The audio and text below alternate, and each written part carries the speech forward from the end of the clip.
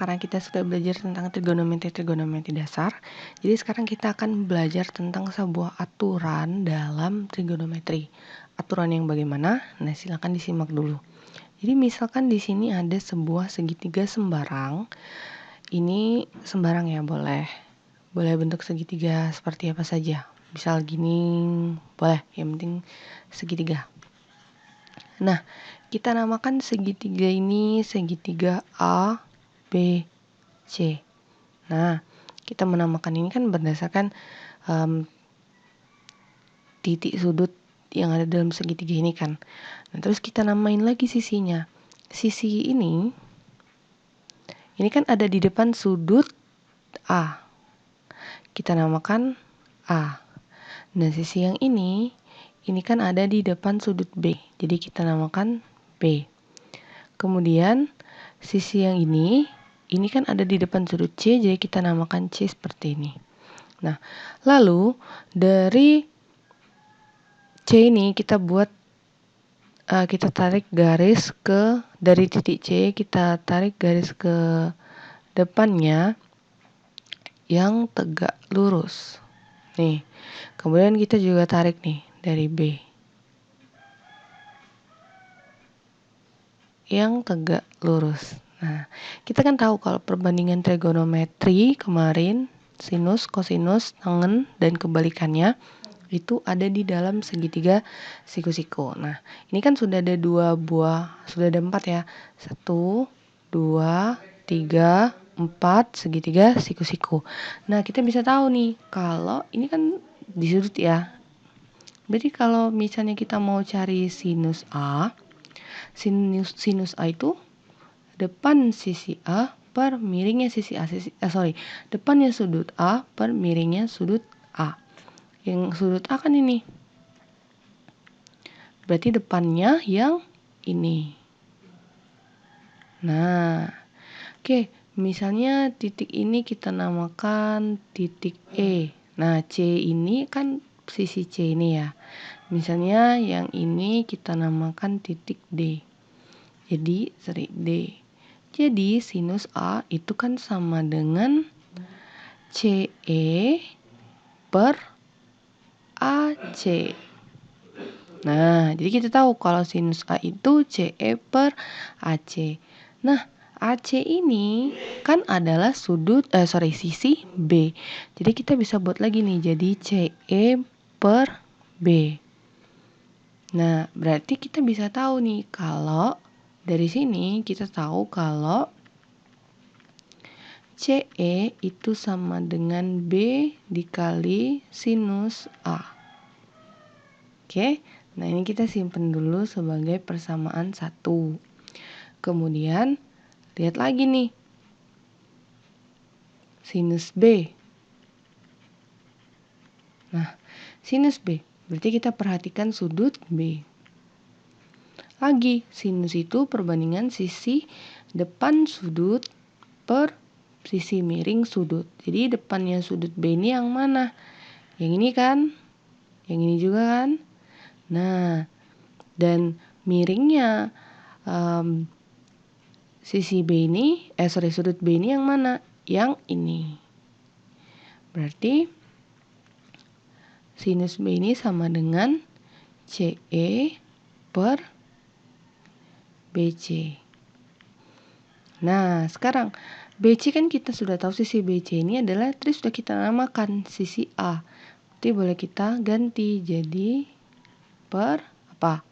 A. Nah, dari sini kita tahu kalau CE itu sama dengan A sinus dikali sinus B. Lihat nih, ini kan sama-sama CE. Ya kan? Berarti boleh kita buat gini. Karena ini sama-sama CE pasti sama kan? Nah, jadi kan CE sama dengan CE. Ya karena pasti sama, simbolnya sama-sama yang ini. Nah, sedangkan CE dari ini persamaan kedua ya. Nah, CE dari persamaan pertama itu adalah B sinus dikali sinus A. Dan CE dari persamaan kedua adalah A dikali sinus B. Nah, kemudian kita kali kedua ruas ini dengan 1 per sinus A dikali sinus B. Sehingga kita dapat B dikali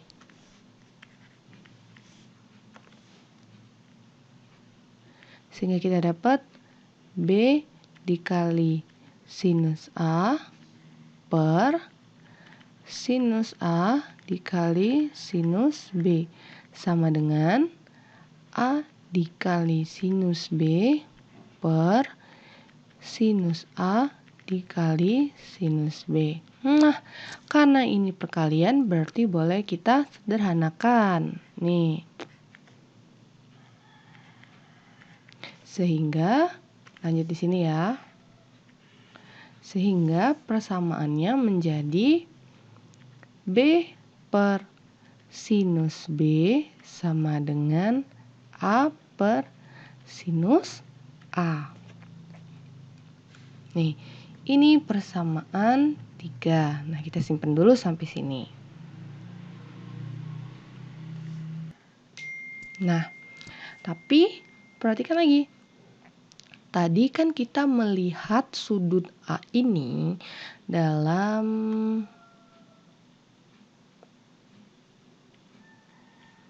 ya, perhatikan yang warna kuning ya. Tadi kan kita melihat sudut A ini dalam segitiga ini. Ya kan? Nah, sekarang perhatikan sudut A tapi dalam segitiga yang ini. Nah, berarti sinus A, misalnya kita mau cari sinus A, ini kan bisa juga nih pakai segitiga yang ini tapi. Sama perbandingan sisi depan berbanding sisi miring. Siapa yang ada di depannya? Yaitu ini. Apa nih? BD, sisi BD. Per apa? Miring. Miring itu pasti yang ada di depan sudut siku. Berarti yang ini AB. Nah, tapi sisi AB ini kan sudah kita namakan, yaitu sisi C. Berarti boleh kita ganti nih, jadi sisi BD per C. Nah berarti boleh nih kita ubah jadi BD itu sama dengan C dikali sinus A. Nih, ini simpen dulu ini untuk persamaan 4. Nah, sekarang kita perhatikan yang untuk sudut C, karena belum kan dari tadi sudut A, kemudian sudut B. Nah, sekarang kita perhatikan sudut C. Nih ya, sudut C. Sudut misalnya kita mau cari sinus C. Nih. Kalau misalnya kita mau cari sinus C kan yang di sini. Berarti siapa yang ada di depannya sudut C? Oh, yang ini berarti kan. Karena sekali lagi perbandingan trigonometri itu ada di segitiga siku-siku. Jadi kita perhatikan yang segitiga siku-siku. Ini nih berarti. Nah, siapa yang ada di depan sudut C? Berarti sisi BD. Berbanding sisi miring dari sudut C. Siapa? Sekali lagi, siku-sikunya di mana? Depannya itulah sisi miring. Oh, berarti ini nih, BC. Nah, kita kan sudah menamakan BC ini sebagai sisi A. Jadi, BD per A. Atau boleh kita tulis BD itu sama dengan A dikali sin C. Nah, sama seperti yang tadi, karena ini BD, sama-sama BD, berarti boleh kita tulis nih. Ini persamaan 5 ya. Berdasarkan persamaan 4, BD itu adalah C dikali sinus A. Dan berdasarkan persamaan 5, BD itu adalah A dikali sinus C.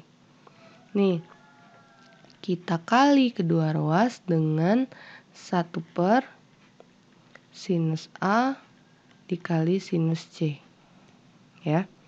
Sehingga kita dapat C dikali sinus A per sinus A dikali sinus C, kemudian untuk ruas kanan A dikali sinus C per sinus A dikali sinus C. Karena ini perkalian operasinya, berarti ini boleh kita sederhanakan. Nih, Kita lanjut di sini. Sehingga kita dapat C per sinus C sama dengan A per sinus A.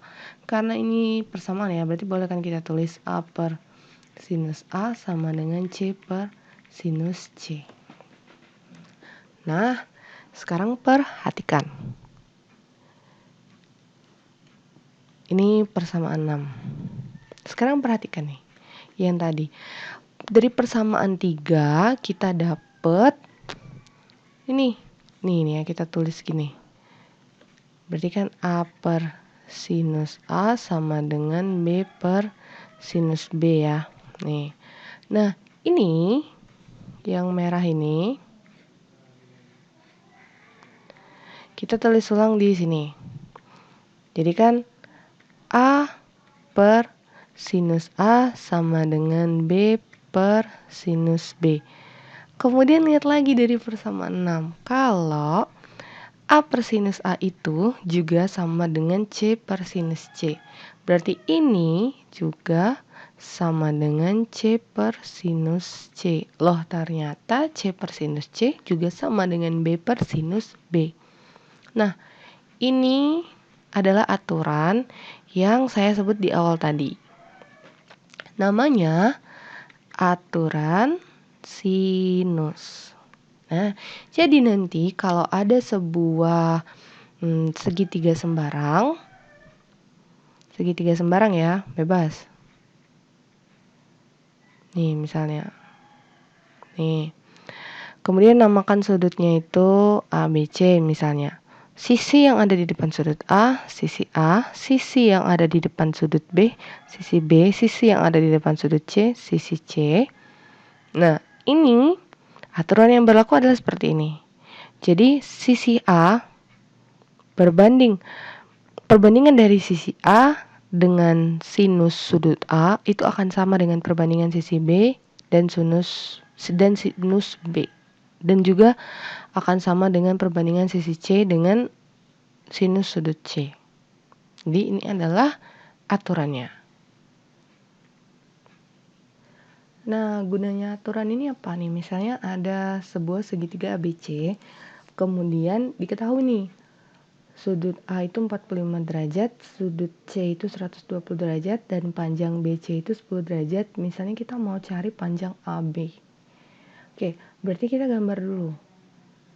Dari dua buah sudut ini kan kita tahu bentuknya itu kira-kira si sudut A ini bakalan lancip dan si sudut B itu akan tumpul. Ya, berarti C-nya di sini kan, di sini A, berarti di sini B. Berarti di sini 45 derajat. Kemudian ini yang 120 derajat. Nah, BC itu yang ini kan? BC itu yang ini, 10. BC ini adalah sisi di depan sudut A. Dengan kata lain, BC ini adalah A kecil.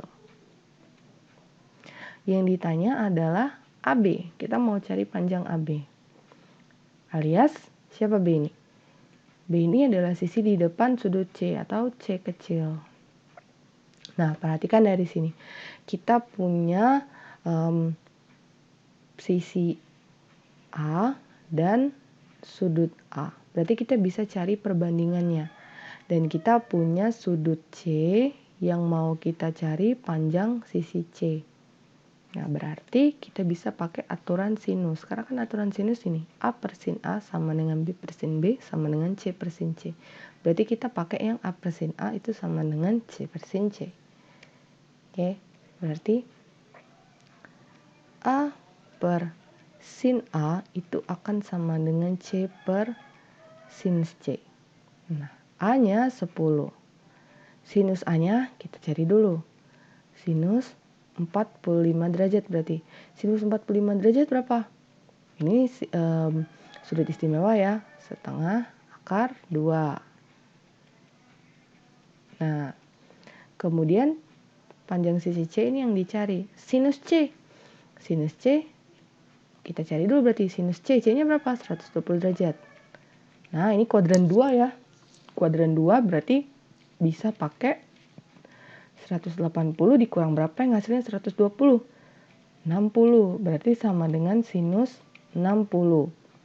Perhatikan tanda sekarang, positif atau negatif. Kuadran 2 sinus, positif. Berarti sinus 60 setengah akar 3. Berarti sinus C ini setengah akar 3. Nah, dari sini tinggal kita selesaikan. Berarti 10 dikali setengah akar 3 akan sama dengan C dikali setengah akar 2. Berarti ini sama dengan 5 akar 3 per C akar 2 per 2. Nah, dari sini bisa kita selesaikan lagi, jadi 10 akar 3 sama dengan C akar 2. Atau 10 akar 3 per akar 2 sama dengan C. Kita rasionalkan berarti 10 akar 3 per akar 2 dikali akar 2 per akar 2 sama dengan C.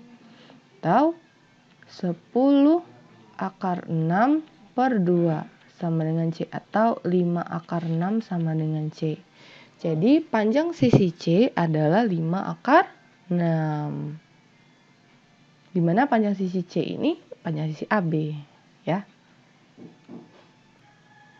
Untuk latihan pertama, coba dikerjakan. Nih kalau misalnya diketahui segitiga PQR, di mana PR berarti panjang sisi PR ya, itu 8 cm. Panjang sisi QR itu 4 akar 6 cm dan sudut P itu 60 derajat. Jangan lupa tadi gimana caranya kita buat dulu segitiga PQR. Kita namakan titik-titik sudutnya dengan PQR, kemudian kita namakan sisinya. Sisi yang ada di depan sudut P itu P kecil. Sisi yang ada di depan sudut Q itu Q kecil. Nah, jadi PR ini siapa nanti? Oke. Nah, kemudian dicek bisa nggak dipakai transinus. Nah, ini untuk latihan pertama dikerjakan dulu. Oke. Nanti kita lanjut lagi untuk membahas soal aturan sinus jenis yang lain. Terima kasih. Wassalamualaikum warahmatullahi wabarakatuh.